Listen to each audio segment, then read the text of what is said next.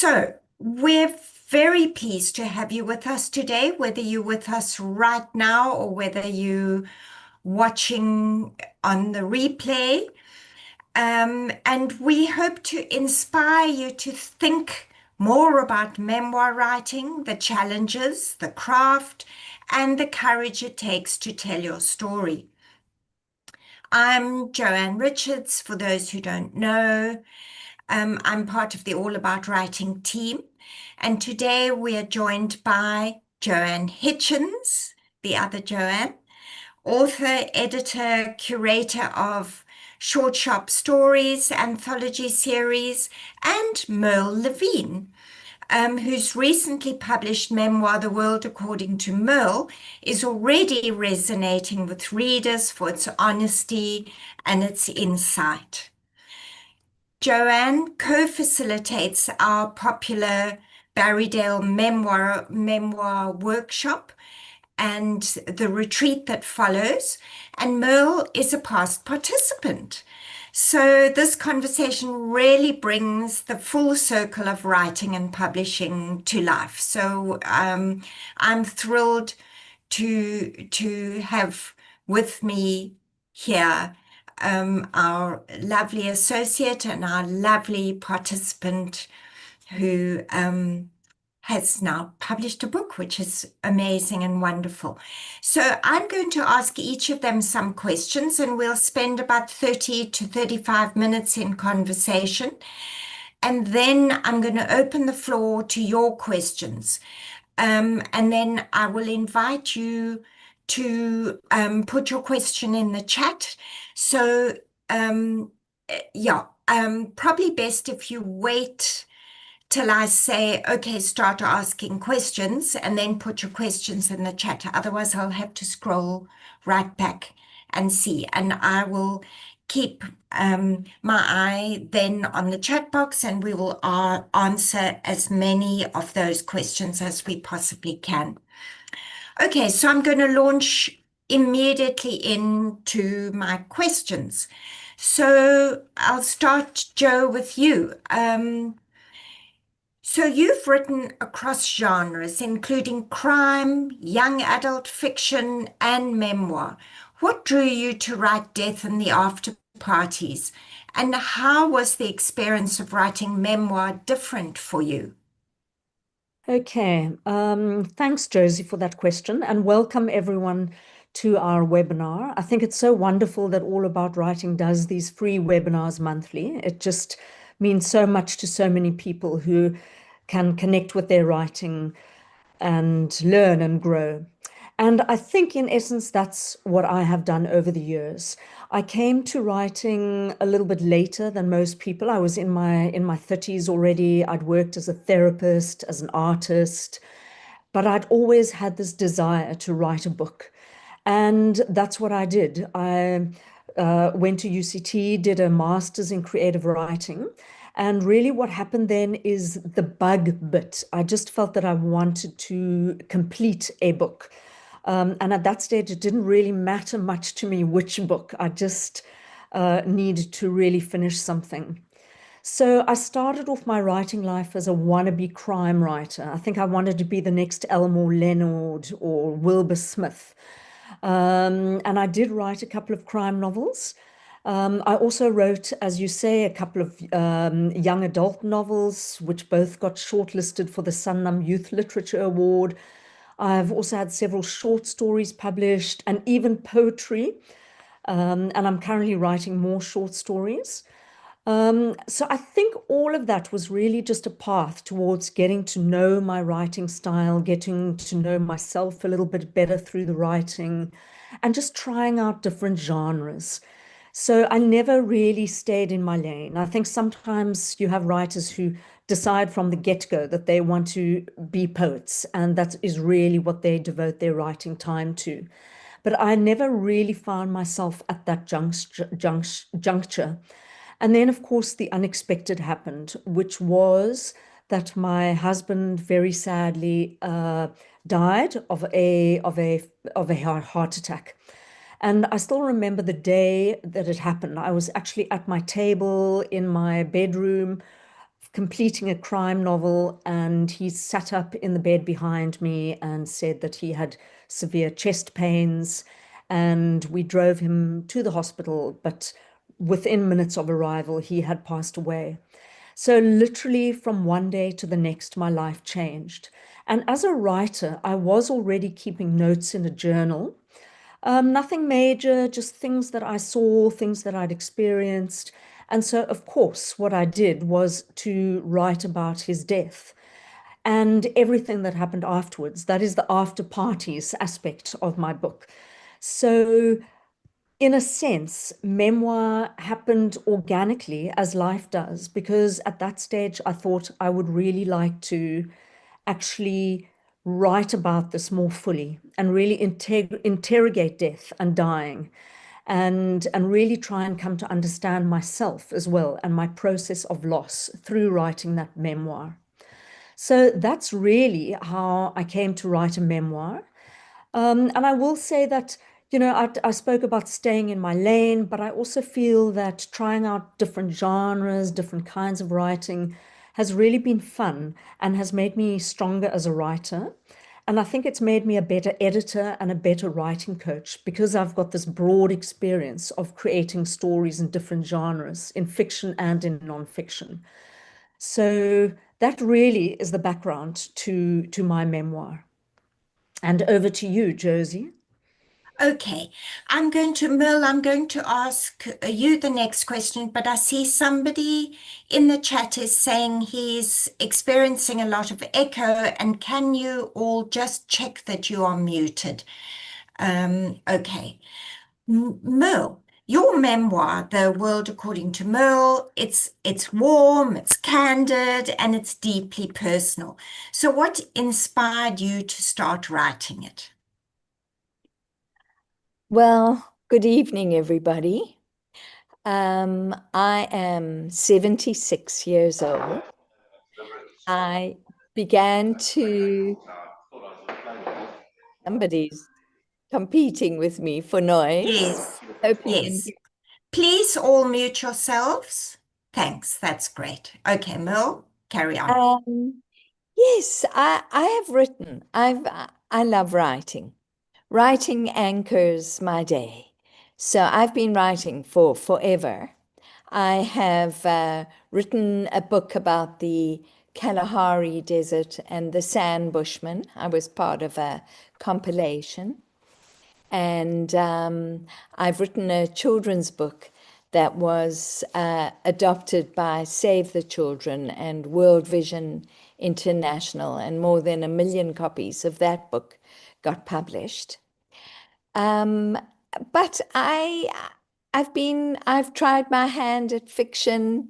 I've written a couple of novels, and I suddenly just felt at this stage of my life that I began to see my life journey in a new way, in a way that was kind of funny and sassy, and that my long-term relationship with my husband of 56 years, we've lived in many countries, we've moved around the world a lot, we've done some interesting things. Everybody has an interesting life. So I don't think ours is particularly exceptional, but we have had a lot of fun exploring the edge of possibility. And I found myself starting to write about that and having fun with it and laughing a lot. Because I think the secret to keeping a 56-year-old marriage from limping is to laugh a lot. So the things that used to drive us crazy about each other, we suddenly find hilarious. Honey, yes. Uh, and I just began to poke fun, actually, at the balloon. See what happened. Will it burst if I poke it hard enough? Yeah, yeah, And it didn't. So yes. that's sort of how the memoir started. Brilliant. Thank you. Okay, so Joe, back to you. Many aspiring memoirists worry about the emotional exposure. How do you and how did you decide what to include and what to leave out?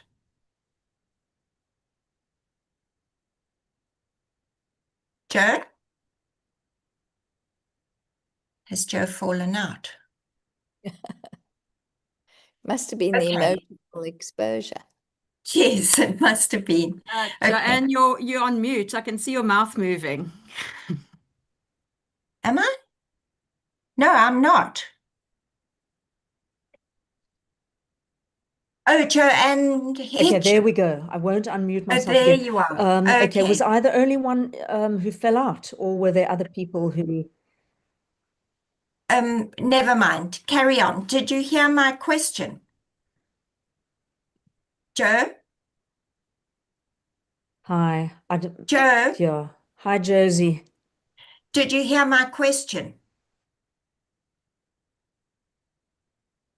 Joe? Otherwise, I'm going to move on to Merle's next question. Okay, Merle, I'm going to move to you, and then we'll move back over to, sorry, you've just answered one. But Merle, you attended the Barrydale Memoir workshop and our mentoring program and a couple of our other courses. How did these experiences influence your writing process? I think discovering a community of writers was enormously helpful to me. I spent 10 years writing a novel alone, and writing actually is a very lonely practice. So suddenly to discover that there was a support system, that one could meet other writers and attend workshops was a great help for me. I think I benefited enormously by the experience of having my work read and reviews sent back to me, and also in the retreats at Barrydale, where the focus was specifically on memoir. I loved meeting other people writing memoir. We would discuss the challenges over lunch and listen to each other's story, became very involved with each other during the process. So it was rich and very nourishing. Brilliant. Thanks, I Merle. recommend it highly. Thank you. Joe, are you back with us? Otherwise, Merle, I'm going to continue with Hi, you and I'm happy. hopefully Joe will pop back. Sorry. Oh no, I'm here. Sorry, Oh, I you're just here. All right. yeah. Okay. Joe, did you hear my question? I talked about emotional exposure and how you decide what to include and leave out. So, Okay, I didn't hear it, but that's fine. Yeah, apologies for that. I'm not sure what happened. Technology, I suppose, still is lets us imperfect, down. So, yeah. unfortunately. Yeah. That's why we'll never rely on AI to write our books and our stories.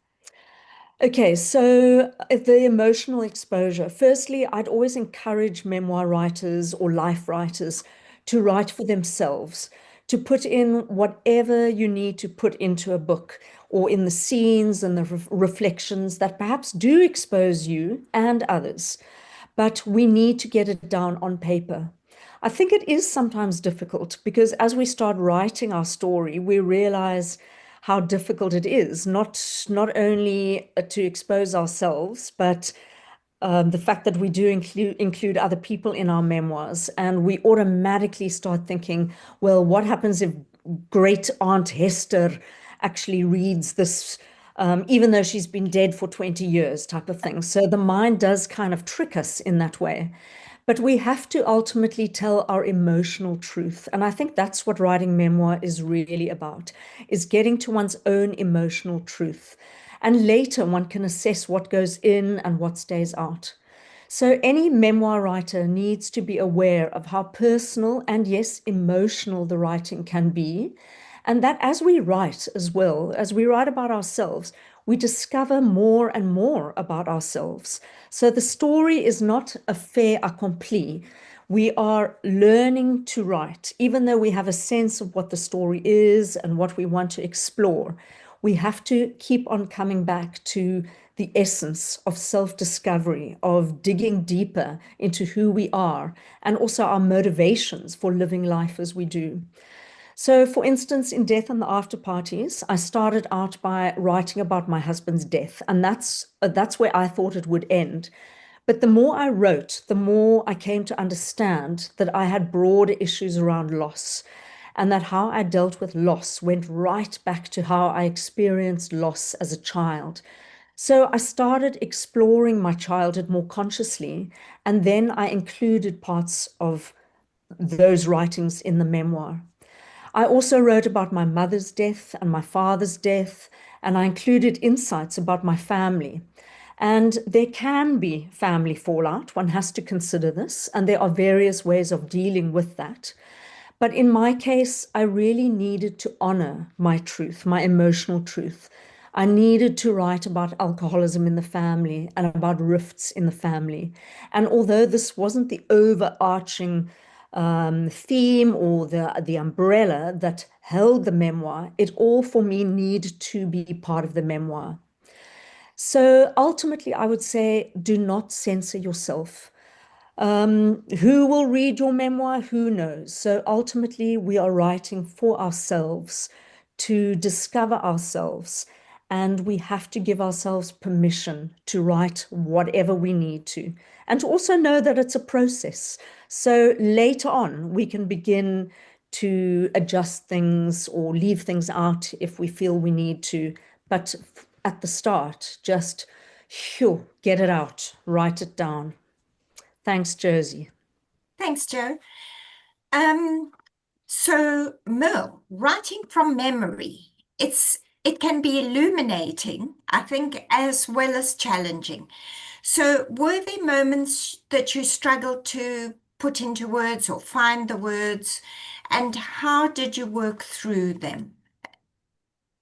Well, I love what Joanne was saying, how important it is to honor that the process of writing a memoir is my story from my point of view. And I've really had to explain this to my children and my siblings, that I hope they haven't been upset by anything I've written, but I take 100% responsibility that I've written it from my perspective. A lot of my memoir involves this long-term marriage that I'm involved in. And I wanted to show that it's hard work. It's bloody hard work. Even after 56 years, the same old issues keep arising, keep needing to be worked through, more honesty, more self-reflection. And so I decided to dive deeply actually into one of the chapters that I began on the mentoring program, and that you, Josie, and Richard had been very helpful about, where I went deeply into the story of a conflict in our marriage. I thought it was important not just to shine things up, but to show the grit and the reality of what it takes to keep a marriage alive and how we do it. It doesn't mean we have the answers, but this is the way we work at it, or at least the way I do. And so I wrote very deeply into that chapter, worked. It was very tough. It was tough to send it out, and it was tough to know that my children are going to read about it, because this is not an issue that I've readily discussed with anybody. So I think that's part of the joy of a memoir, is that you set the stories free, and that you've the full liberty to do that. Yeah.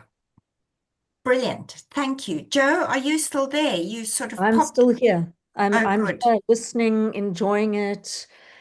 And I love what Merle has Brilliant. said, that you set the stories free. And Yes. often you kind of set yourself free as well, because these stories are waiting to be told. And if we don't tell them, I think they just simmer, needing some kind of way out. And often it can be destructive. So I think writing is just such a wonderfully positive way to deal with pain too. Yeah. And the Yeah. exciting stories, the travels, all of it. Yes. Yes. Joe, you co-facilitate the Barrydale Memoir workshop with me. What common challenges do you see among emerging memoir writers, and how do you help them navigate these? Okay, I think, we've been speaking a lot about the fear of exposure. I think that is one of the main issues that we look at. That people, if they really knew your life story or your secrets, we always feel that people would somehow be repelled if we told them the truth of our lives. But in my experience, it brings us all closer as humans to read each other's stories and to often be present when we are at the beginning stages of finding out what those stories are. And yes, this is what we do in the Barrydale workshop. We work with writers, encouraging them to find their stories, perhaps give a structure to their stories. So it is that fear of exposure, which again comes back to giving ourselves permission to tell our stories. And then also another biggie is the commitment needed, not only to begin writing one story, but to keep at it. It can take years, and we need to consistently be working on the writing. So again, it's once you have that imperfect first draft that you can then go back to rewrite, to deepen themes, to hone the prose. So again, it comes back to everyone having a story, and it's how to begin to put it on the page, experiencing and accepting the challenges that come along.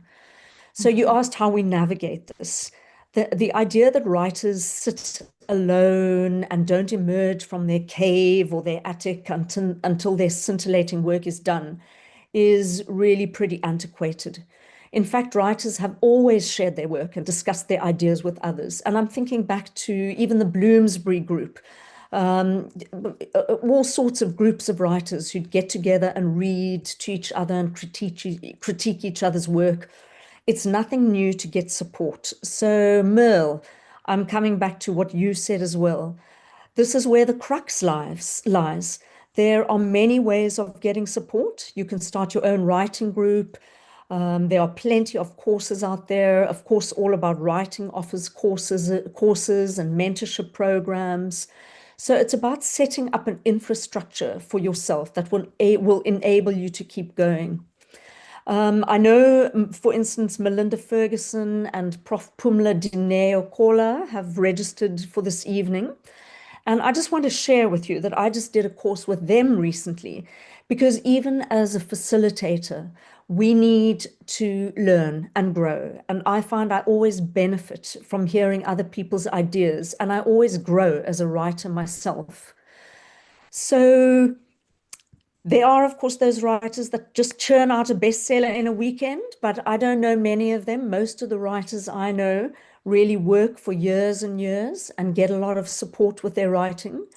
So for me, to come back to how do we navigate writers, it's about allowing writers permission and then creating some kind of support system for those writers. So I hope that helps, Josie. Yes, brilliant. Thanks. Great. Something has come up in the chat, which I'm going to address in a minute, but I'm going to just ask you each another question, and then we'll see how we're doing, and then I will go to that. So, Merle, what advice would you give someone who wants to write a story taken from their life but doesn't know where to begin? Well, I would say just begin. Just begin. Don't wait to find the beginning. Let the beginning find you. I was particularly fortunate to meet Melinda Ferguson, who's the publisher of my book, and to have her support and encouragement. And she just kept throwing a rope at me, saying, just give me the world according to Merle. And that gave me a kind of permission I never had felt before, and a kind of freedom in my writing. And so I just started. I would wake up each day and think, okay, what's the world according to Merle today? And the interesting thing in the memoir, it's not a story about the big stories. It's some of the really small stories that showed up that I began to unpack and realize how significant they'd been. A teacher I'd had that had helped me embroider an apron.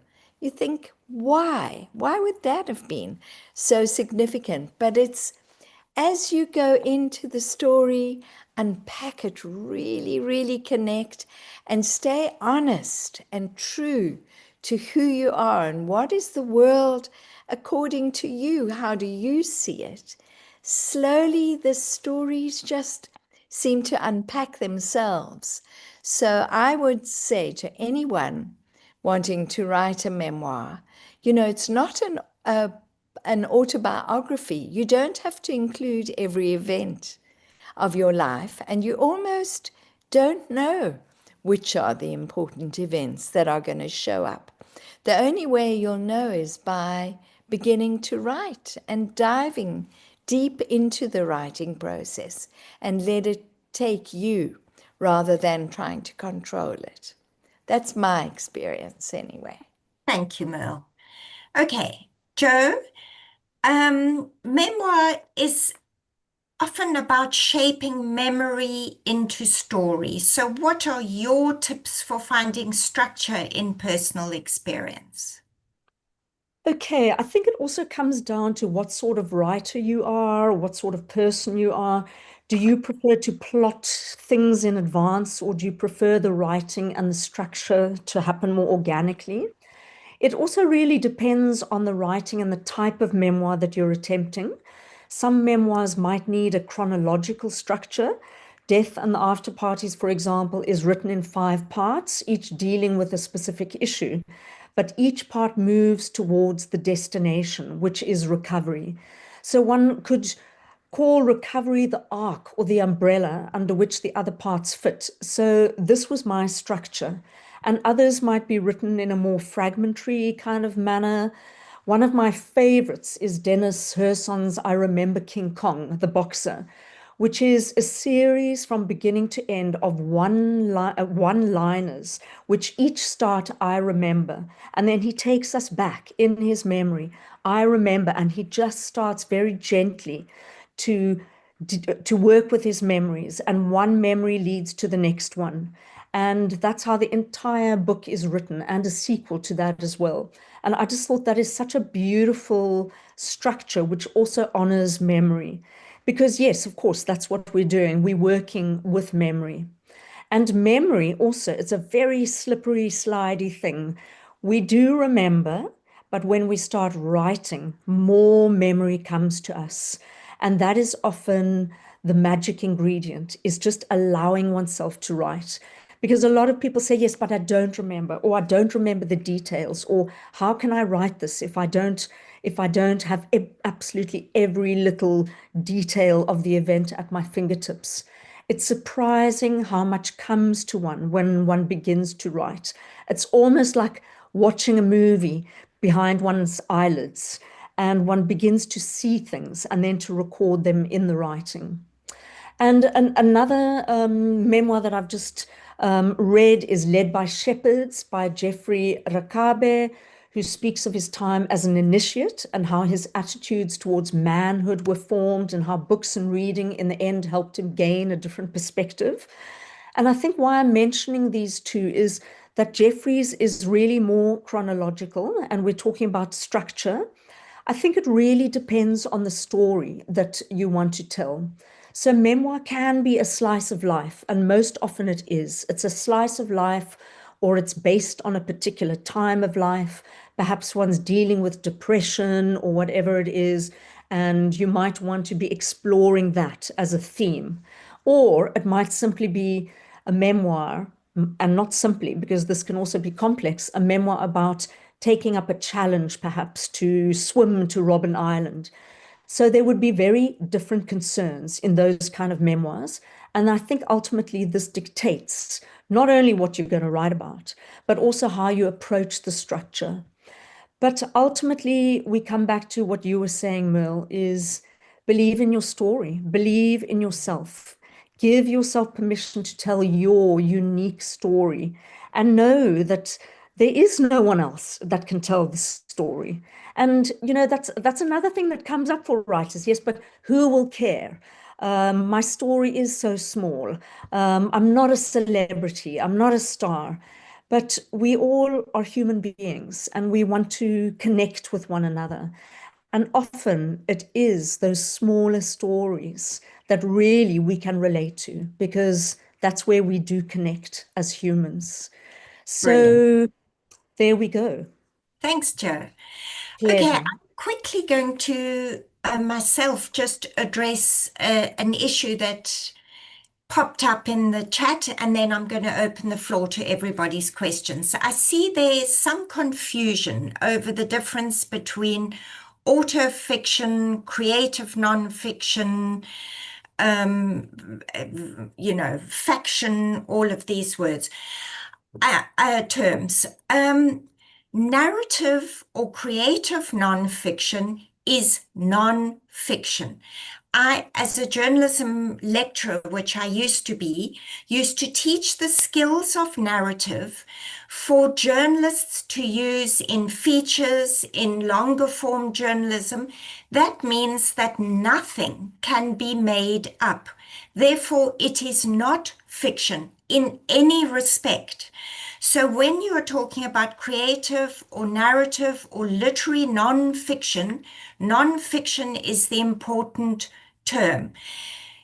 What it means is that you're using the skills that are also used in fiction. You are using dialogue, showing, not telling, writing in scenes, recreating scenes from your own or from somebody else's life, but only after very intensive interviewing, so that there is nothing in there that you are actually making up.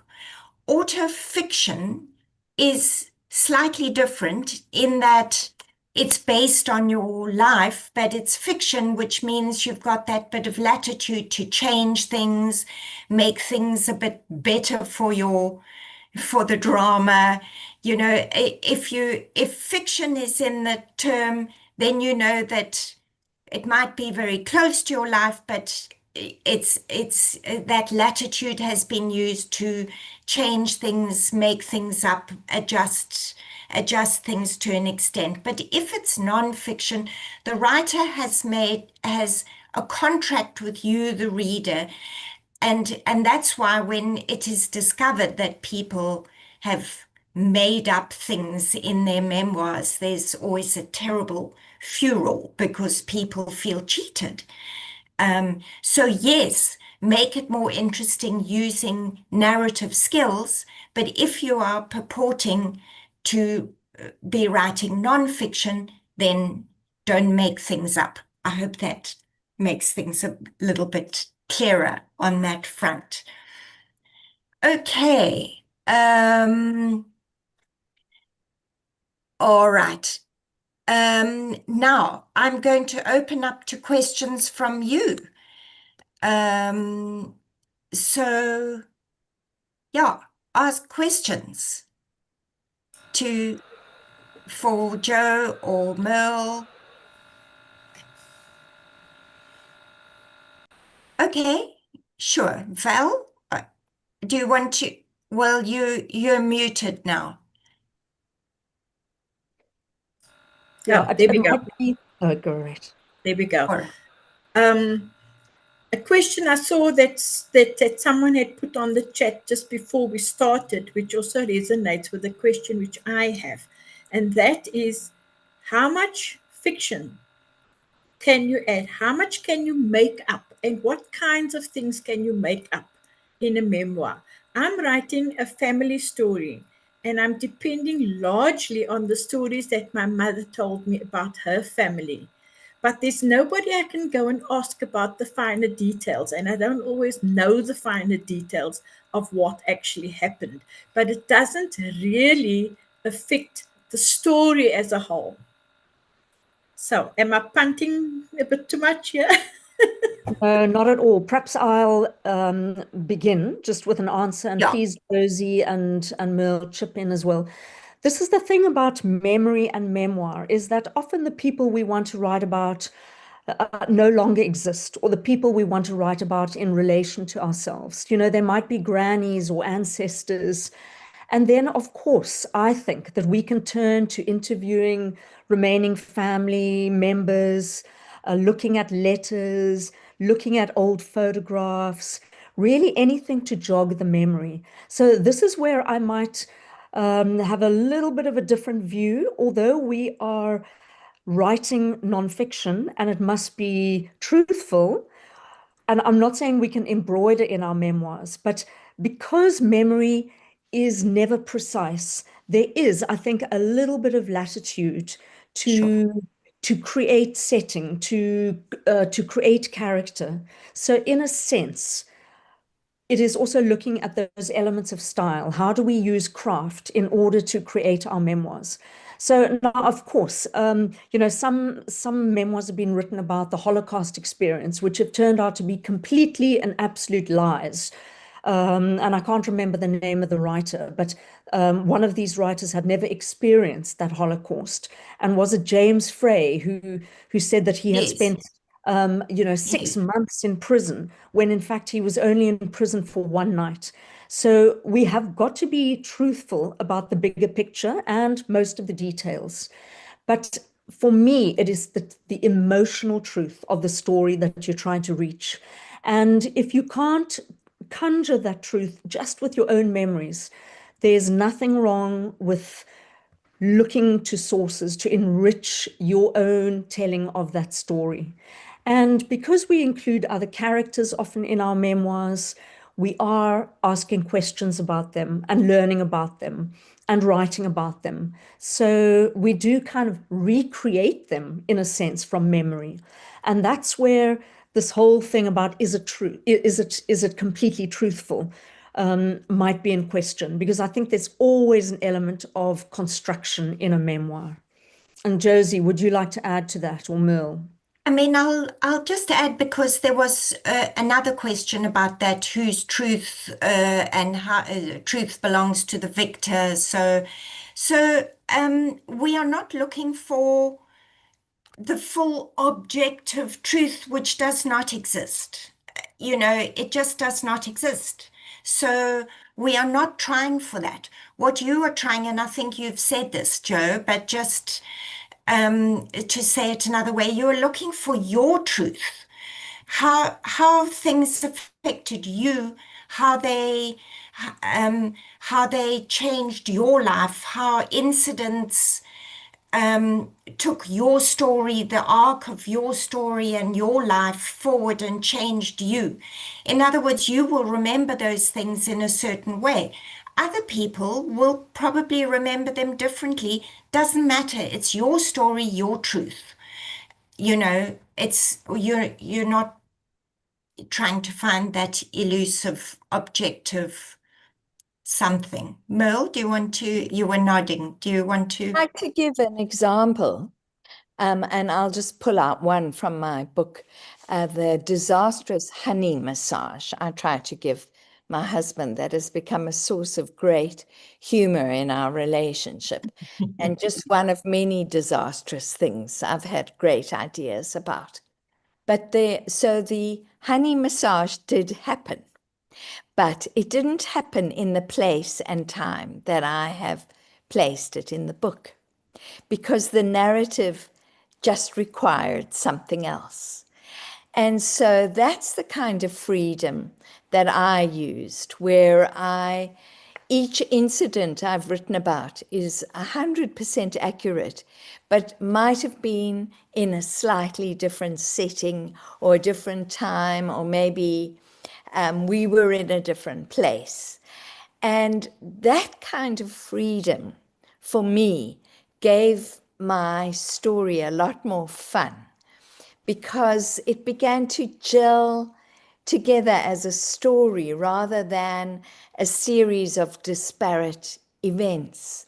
I began to see an arc, understand, and of course, having an editor is fantastic in this process because a good editor will help you get the shape of your story, which one doesn't necessarily know when you start out writing a memoir.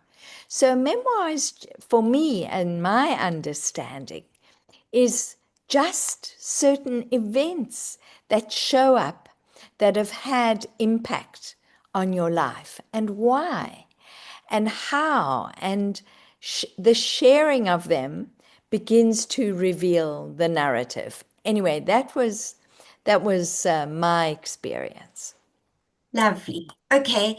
If you two don't mind, I'm going to jump onto Lynn Joffe's question and then I'm going to hand the next question over to you two. She asks an interesting question. So then, if autofiction is fiction, can one mash them up? And she'd like to look at events from from various perspectives, other characters' points of view. Well, there are different ways of handling this because if you were a journalist and you went and interviewed somebody, you could recreate events from their perspective and it would be true and nonfiction. So if you decided to approach the other people within that incident with you and question them incredibly closely, then recreate the scene from their perspective as they're seeing it, then you are just using narrative nonfiction. But what I think you mean is that you are going to imagine what it was like for them. And absolutely, that's incredibly interesting thing to do. But of course, then it becomes fiction because you are imagining how they would respond in those situations with you. Okay, I hope that answers, but I think it would be a lovely thing to do and no reason not to. Okay, next question. Sorry, Can Daisy, mem I'm just Yeah, going to yeah, jump in jump there as in. well, is because there are also within the genre of memoir, there are so many different kinds of memoir. Yes, You know, yeah. there's the adventure memoir, there's the novelistic memoir, there's the slice of life memoir. So again, I would say don't restrict yourself. And I Mm, think imagined conversations with people could certainly form part of a memoir. You know, the what I wish I had said, how I wish I had responded in a certain way. So again, I would just say put it all down and see where it takes you. yeah. Okay, Josie, over to you. Okay, so next question is, can memoir be a series of stories about one's life, each independent and separate in their own right? Does this form a book, or is it simply a series of stories that one binds together with a plastic folder spine? Joe, you start on that, I think, because Okay, yeah. Look, of course, I think a memoir can be separate stories, and there are many writers who yeah, do write separate stories. Although the stories, when one begins to read them, usually have a particular tone, a certain style that holds them together, and somehow they are linked to form an ultimate story because they are about the writer's life and the people in the writer's life. So they can definitely be separate stories. Again, it depends. Who are you writing for? If you are writing for your family, if you're writing to explore your life and you don't have a desire to publish and you're quite happy to bind it together in a plastic folder or something a little bit more fancy, because there are all sorts of ways to put one's personal writing together in beautiful forms. That's absolutely fine. Not everything that we set out to write is going to be published, and sometimes we aren't writing for that purpose. So I think it also depends on the purpose, but certainly your memoir can be separate stories. Mm.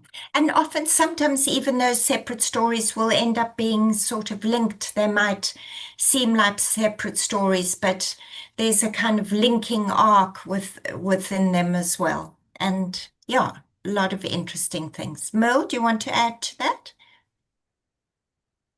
Merle, you're on mute. You muted? Merle, you're muted. Oh dear, okay. Merle, Okay. unmute yourself. Okay. Oh, there we I go. managed to Yeah, unmute, great. sorry. Okay.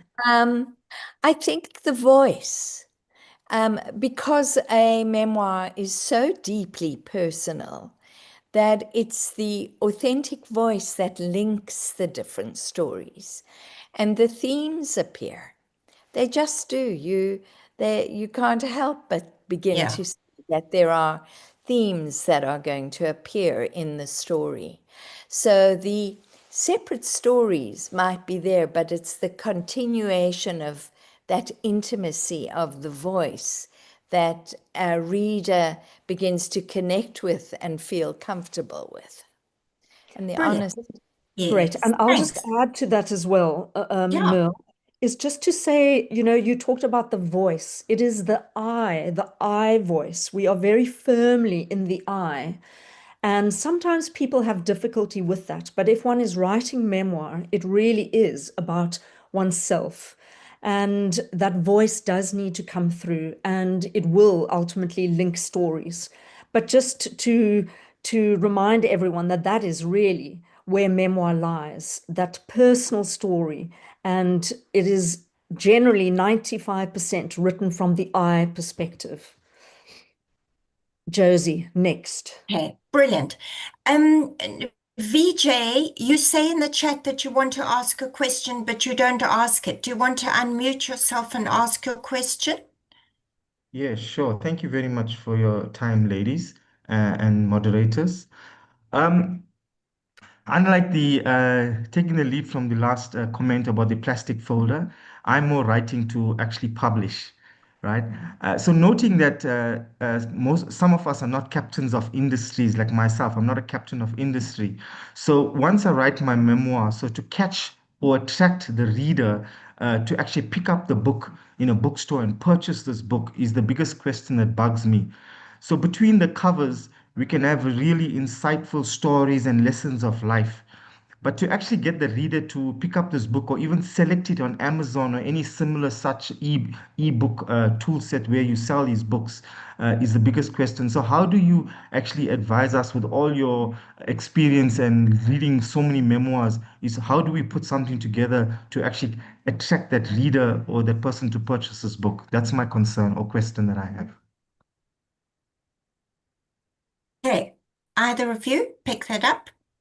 Merle, do you want to start this time? I just think that's not something to worry about. When you start writing, just write, fall in love with your story. And the deeper you fall in love with it, and the more honest and authentic, and maybe even the deeper you cry and the deeper you laugh, and the more fun it is, that's what's infectious. And that will attract, the law of attraction will attract the readership. One has absolutely no control over the readers, where how many there'll be and how they'll pick up the book and so on. The way, in a sense, you have no control over how your family will react to your story, or your friends, or your book club, or your comrades at work, or anybody. These are, I think it's a distraction. What I would say is just fall in love with your story. Write the truth right from your heart. Dig deep. Be courageous. Be honest. And then let life take care of the rest of it. And Thanks. to add to that as well, it's VJ, is that right? Correct, ma'am. Yeah, I would like to know how far along you are in your writing. I've actually completed my book. It's in the final manuscript, but I'm so afraid to submit. But one thing, just for all the other participants on the call, there's one quote that actually caught my attention. It's being a vessel for the next generation. So that simple quote, being the vessel for the next generation, has inspired me to continue to write. But I'm so concerned to now go to the final issuing it to the editors, is because I'm not that captain of industry, as I said.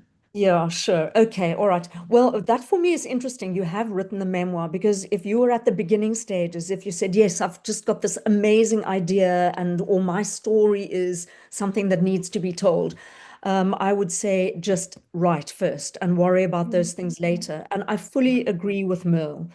If you have got a memoir that you've written, I think I'd like to go back to what Merle said about finding an editor or sending it to a publisher, trying to get some kind of interest in your book.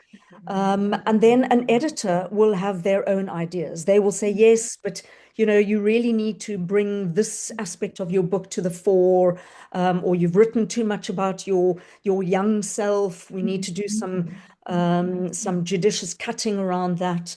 So at this stage, I would say, unless you have sent it out, there is still an opportunity to work on your manuscript, to have experienced people help you with taking the manuscript to the next level.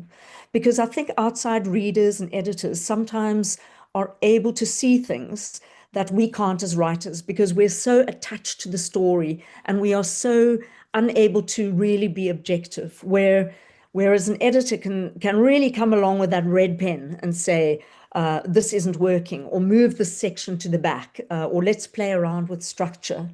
So I would possibly say that that is your next step. And again, not being a captain of industry, our superheroes these days are just the ordinary people who have a story to tell, who say, I'm ordinary. This is how I have led my life. This is how I have improved my life. This is what I'd like to share with the next generation. And those stories are so important. So, we don't all want to know the stories of the captains of industry. We also like to know the struggles of people like us. And I think that's why there is also such a demand for memoir, because people want to read those stories. We So, read because we yeah. have empathy and we Thank you, want to ladies. identify. Yeah, yeah. Thank you. Okay, So I hope that helps. Yeah. yeah. There are two queries. We're going to have to just answer this very shortly. There are two questions about, can you write in third person, like your wiser self observing yourself? And somebody else asks whether writing in third person first can help you to write about a very difficult experience. Can you answer that very shortly, Joe, and then Merle Sure. have a jump? Okay. As I said earlier, memoir is usually from the I voice, but there are instances where people do write from the third person. For instance, James Coetzee's Boyhood and other works are from the third person, but it's generally known they're autobiographical. In my memoir, I wrote a couple of sections from the third person. One of these was when I saw my husband's body in the hospital, and I actually had an out of body experience. And in order to accentuate that, I wrote from the third person because I didn't feel as if I was myself. I literally felt as if I was the she looking on in that situation and that experience. So yeah, just shortly, I think there are opportunities to include those kind of scenes and that kind of writing. Generally, I'd stick to first person. Brilliant. Yeah. Merle, do you want to add to that? No, I think Joe's covered it. She answered it. I think so too. Brilliant. Okay, well, I want to say thank you all of you for joining us. There were so many of you, and it was fantastic to see you all here. Thank you, Joe and Merle, for being honest and insightful and clever. It's always powerful to hear from other writers who have walked the path and who remind us that memoir is as much about courage and reflection as it is about the craft. Thank you all for joining us, and we hope that you're leaving us with a little more clarity and perhaps some inspiration and perhaps motivation to pick up your pen and begin or return to your own story. And as we said, if you're interested in deepening your memoir journey, do take a look at our Barrydale. It'll be in the follow-up email that you receive. It's the weekend is a memoir workshop that looks at the skills and how to get started and how to have the skills to write your memoir. The retreat that follows from the Monday to the Friday is not only for memoir, but is for people writing anything. And that retreat includes a lot of writing time plus daily one-on-one time with Joe or me to talk through your work or brainstorm or ask for feedback. So that is, we're going to do at the very beginning of July. There are still just a couple of places. So if you can, tell us, tell us quickly. And as always, we'll send out a link to the recording so that you can either re-listen or listen for the first time if you're not with us now. So until next month, happy writing.